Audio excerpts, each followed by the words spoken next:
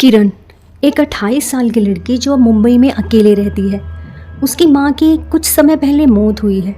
माँ के जाने के बाद किरण को मजबूरी में उसके पुराने घर वापस आना पड़ा। एक बहुत पुराना, सुनसान और टूटा फूटा बंगला, शहर से काफ़ी दूर। इस कमरे में एक कमरा ऐसा है जो कि हमेशा से बंद रहा है और माँ ने भी कभी उसमें जाने की इजाज़त नहीं दी थी। बस इतना कहा करती थी, उस कमरे को मत छेड़ना, वहाँ सिर्फ सन्नाटा है और कुछ नहीं।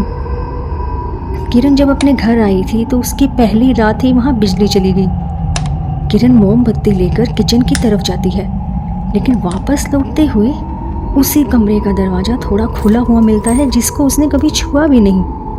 दरवाजे की दरार से हल्की सी सरसराहट सुनाई देती है, जैसे कोई धीरे धीरे ज़मीन पर नाखून घसीट रहा हो। किरण उसे इग्नोर कर अपने जल्दी से कमरे में चली जाती है। अगले दिन उसे अपनी अलमारी में एक पुरानी डायरी मिलती है। उसमें माँ ने लिखा था, मैंने वो गलती कर दी थी जो तू मत करना। मैंने उस कमरे में उसे बुला लिया था, अब वो मुझसे चेहरा मांगती है। किरण सोचती है ये सिर्फ माँ की मानसिक बीमारी की वजह से होगा। वो उसे इग्नोर कर देती है। दूसरी रात को जब वो ब्रश कर रही होती है तो उसे आईने में खुद की परछाई नहीं दिखती, बल्कि माँ खड़ी होती है, लेकिन बिना चेहरा, बस काली परछाई। वो पीछे मुड़ती है लेकिन कोई नहीं होता। तीसरी रात को उसी कमरे का दरवाज़ा फिर से अपने आप खुल जाता है। इस बार किरण हिम्मत करके अंदर चली जाती है।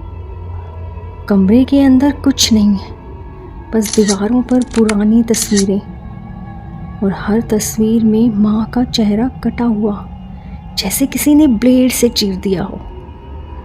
एक आखिरी तस्वीर में वो खुद है, लेकिन उसका चेहरा धुंधला है और तस्वीर के नीचे लिखा है, अब तेरी बारी है। किरण ये सब देखकर बहुत घबरा जाती है। वो अचानक से भागते हुए अपने कमरे में जाती है और तभी किरण के फ़ोन पर फ़ोन आता है, ब्लैंक नंबर से। वो उठाती है। किरण, मैंने तुझे मना किया था उस कमरे को खोलने से, अब वो तेरे साथ है। दूसरी तरफ से किरण की माँ की आवाज़ आ रही थी। किरण को समझ ही नहीं पा रही थी और किरण के चेहरे पर धीरे धीरे खून की लकीरें उभरने लगती हैं, जैसे किसी ने उसके चेहरे को ब्लेड से काटा हो।